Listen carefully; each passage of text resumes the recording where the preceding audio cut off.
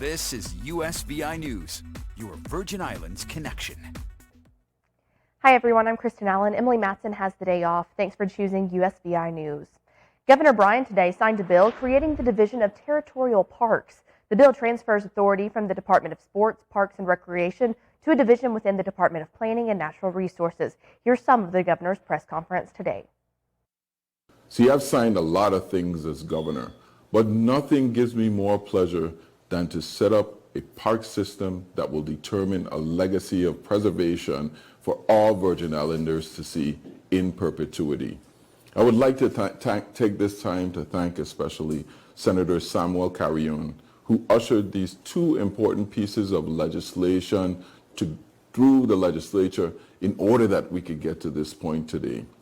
There are so many pieces of land in the Virgin Islands, whether St. Thomas, St. John, St. Croix, and yes, Water Island, that we want to see preserved in perpetuity. And to do that, what we needed to do was to create the territorial park system of the Virgin Islands.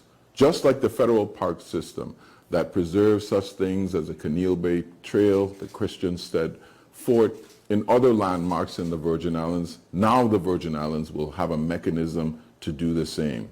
So today, we're approving Bill number 34267 as well as 268, which allows us to take now over 30 properties in the Virgin Islands and put them into this park system, never to be developed, but to be preserved for hiking trails, nature preserves, and the like.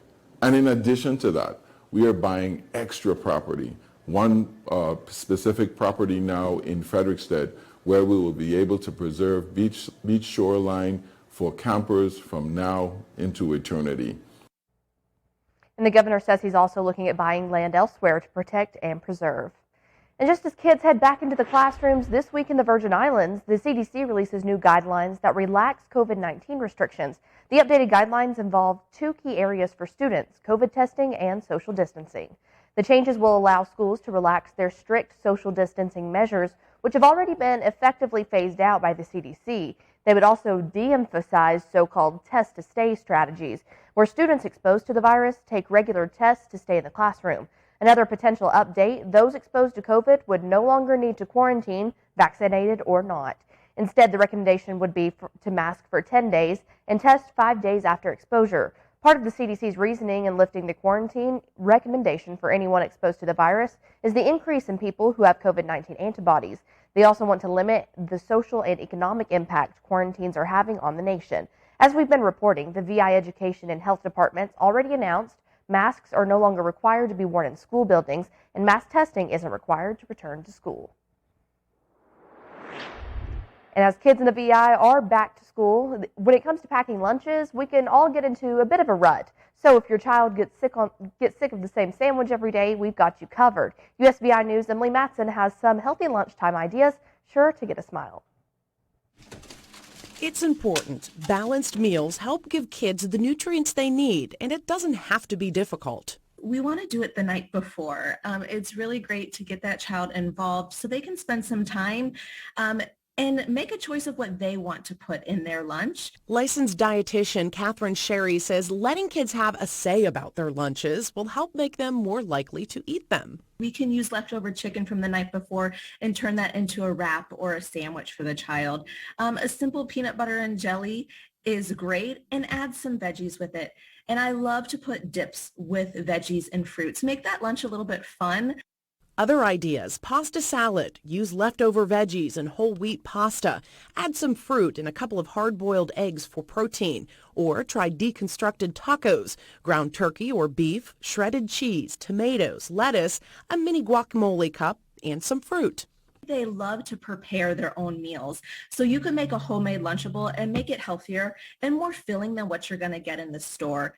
A make-your-own Lunchable. It could include low-sodium turkey, cheese, whole wheat crackers, add some fruit and veggies, and a dip like nut or seed butter. Something to make it a little different, so not every day is the same thing. Emily Matson reporting.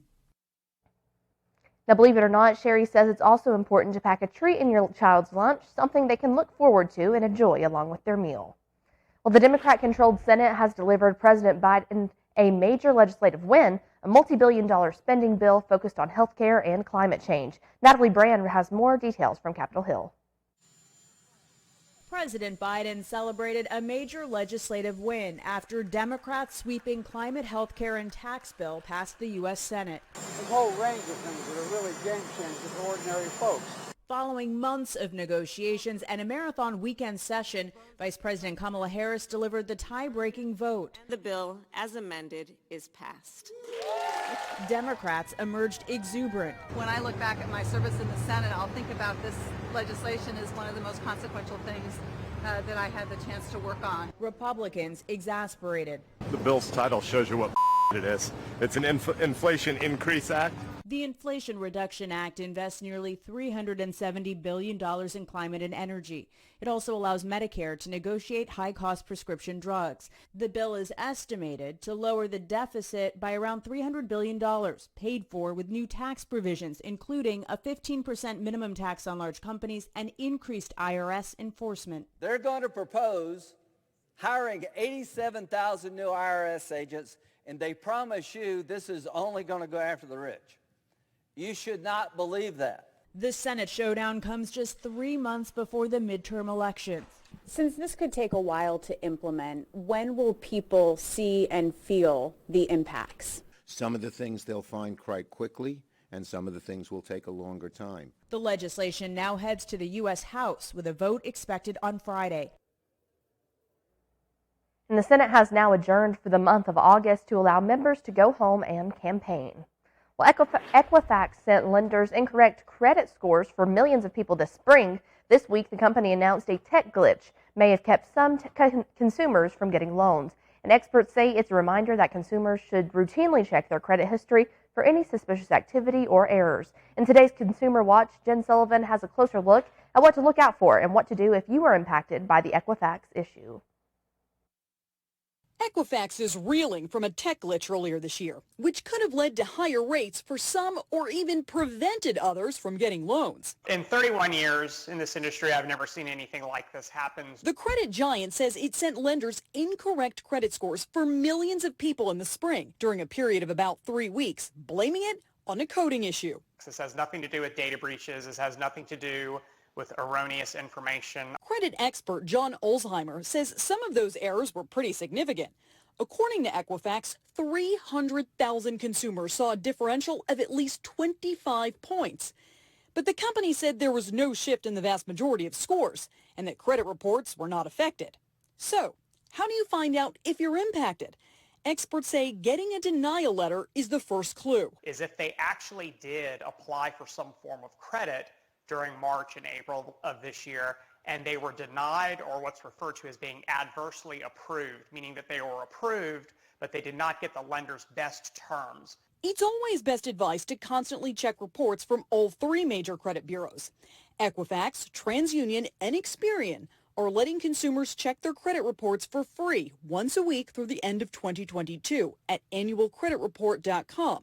Then experts say take inventory. Check for any suspicious activity or errors, any information that doesn't belong to you, and then challenge the credit firms to investigate. For today's Consumer Watch, I'm Jen Sullivan. And if you were denied credit or adversely approved during March or April of this year, experts recommend trying to get some sort of a remedy from your lender. And if you did not apply during that period of time, experts say you probably were not affected.